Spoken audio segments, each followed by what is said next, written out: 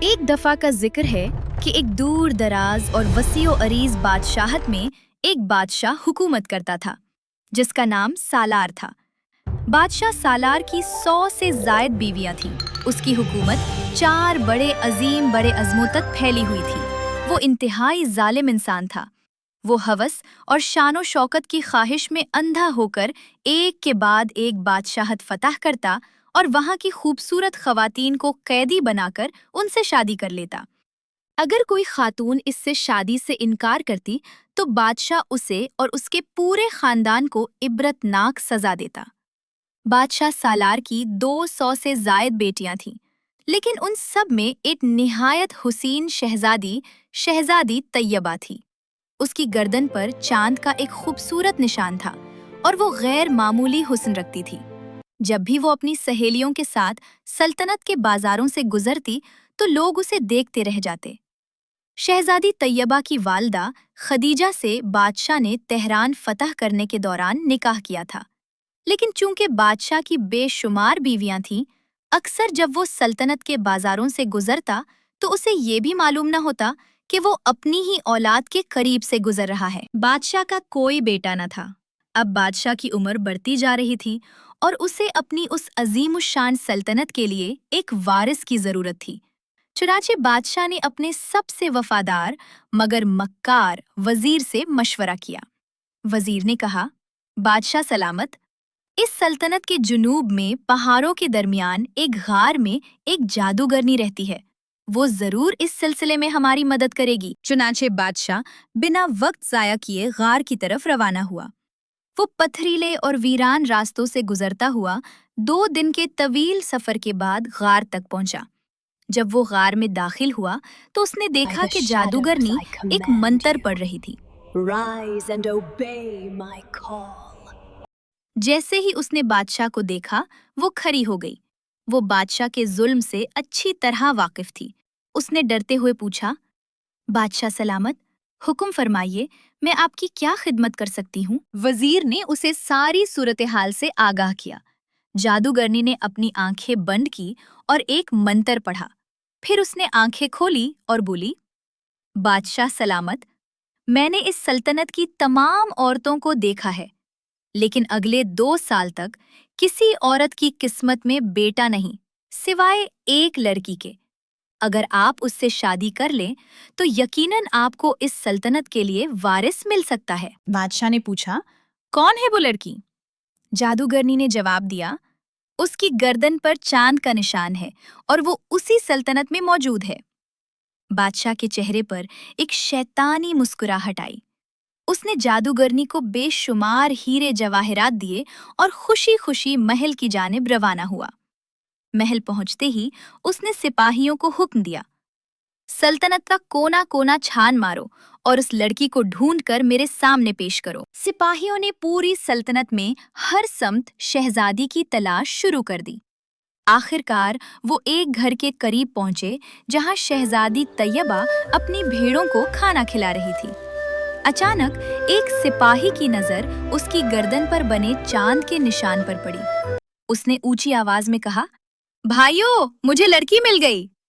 تمام سپاہی دوڑے ہوئے آئے، شہزادی کو گرفتار کیا اور محل لے جانے لگے۔ شہزادی چیختی رہی، چھوڑو مجھے کہاں لے کر جا رہے ہو؟ جب ملکہ خدیجہ نے دیکھا کہ شہزادی کو کچھ سپاہی پکڑ کر محل لے جا رہے ہیں تو انہوں نے سپاہیوں کو روکنے کی کوشش کی، لیکن سپاہیوں نے انہیں بھی گرفتار کر لیا اور بادشاہ کے سامنے پیش کیا۔ بادشاہ رانی خدیجہ سے 15 سال تک دور رہا، جس کے باعث وہ یہ تک بھول چکا تھا کہ وہ اس کی بیوی ہے۔ بادشاہ نے جب شہزادی کو دیکھا تو وہ اس کی خوبصورتی دیکھ کر دنگ رہ گیا۔ اس نے اتنی حسین لڑکی آج سے پہلے کبھی نہیں دیکھی تھی۔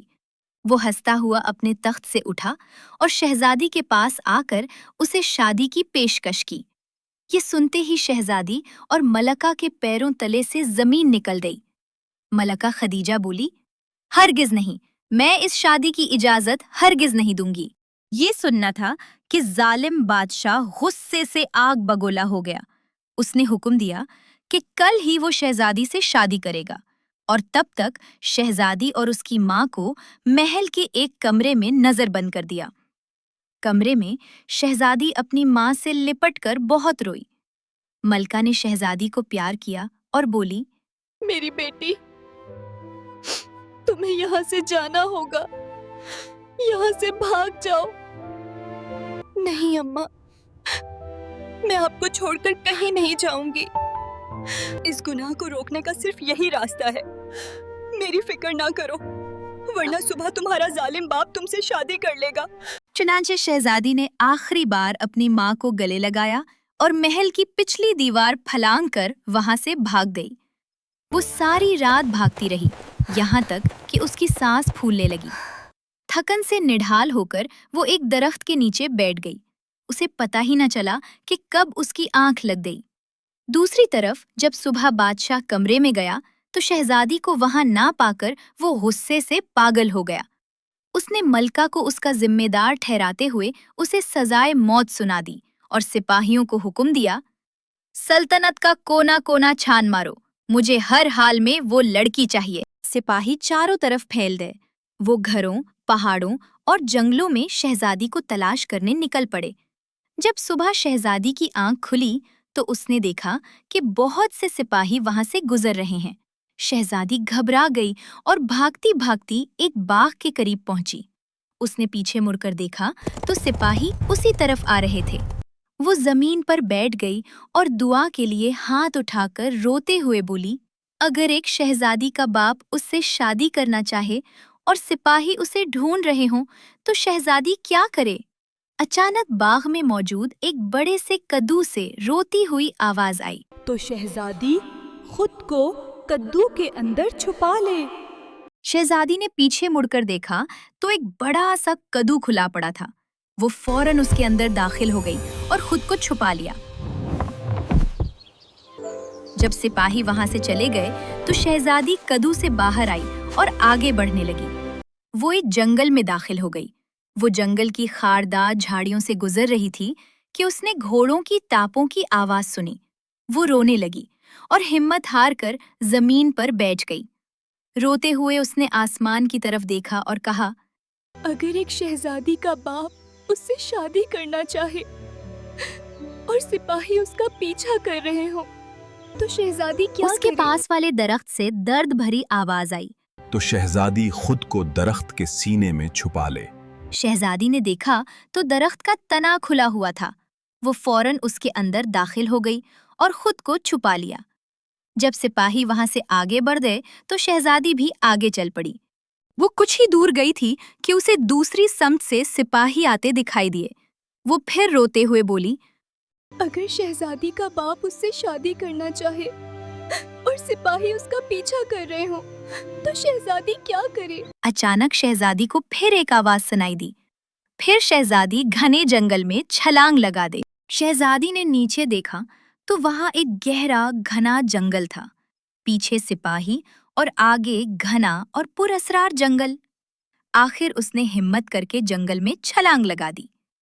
जब सिपाहियों ने देखा तो उनमें से एक बोला, इतनी गहराई में गिरने के बाद कोई जिंदा नहीं बच सकता। दीगर सिपाहियों ने भी उसकी बात की तायीद की। चुनांचे वो सब वापस महल की तरफ रवाना हो गए। जब शहजादी की आंख खुली तो उसने देखा कि वो भूसे के एक ढेर पर पड़ी है और उसके इर्द गिर्द बहुत से बंदर, भेड़िए, जानवर और इंसान खड़े हैं, जिनके जिस्मों पर पत्तों के लिबास और सरों पर पत्तों के ताज थे। वो उन्हें देखकर डर गई, मगर वो सब हैरत से उसे देख रहे थे, क्योंकि उन्होंने इतनी हसीन लड़की आज से पहले कभी नहीं देखी थी। थोड़ी देर बाद एक भेड़िए ने आवाज लगाई।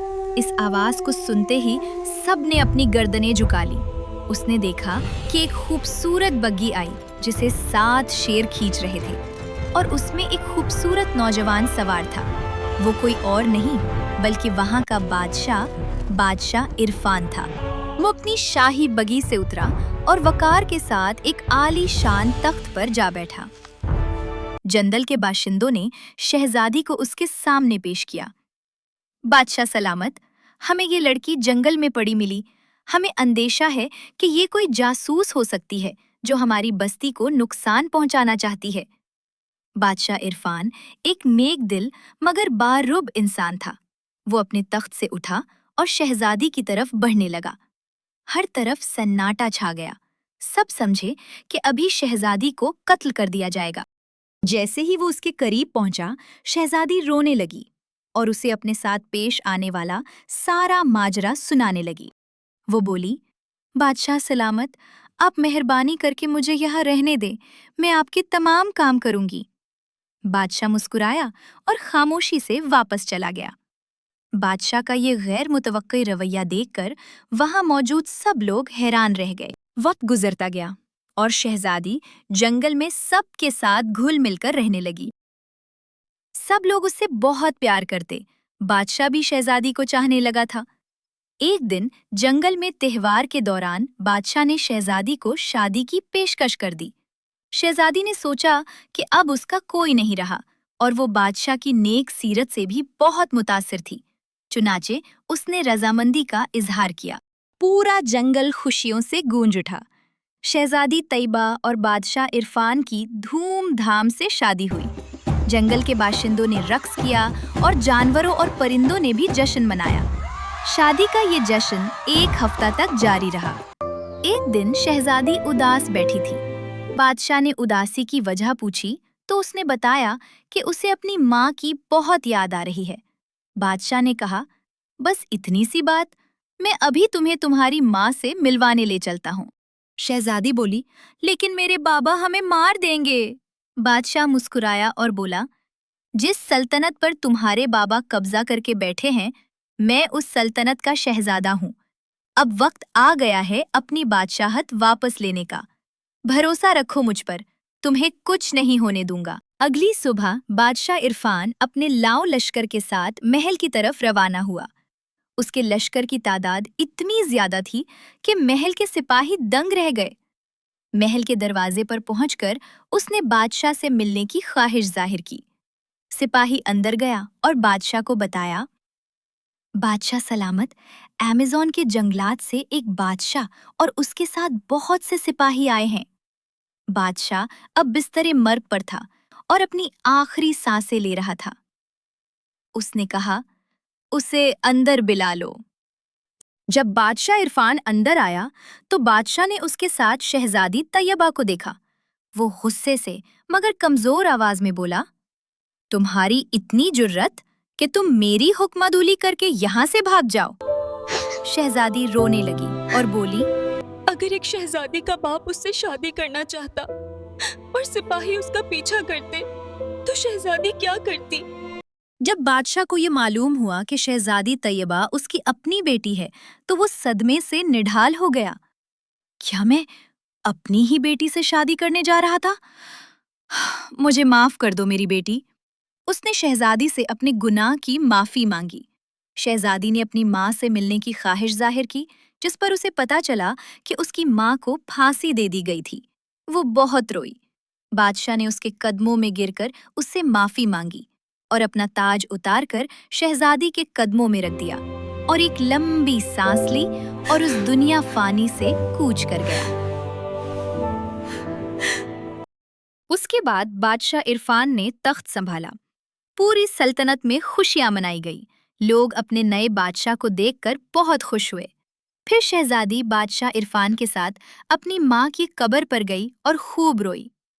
कुछ ही दिनों बाद शहजादी ने एक खूबसूरत बेटे को जन्म दिया, जिसका नाम शहजादा शाहमीर रखा गया। और यूं वो सल्तनत जो कभी जुल्म और बर्बरियत की अलामत समझी जाती थी, खुशियों का गहवारा बन गई।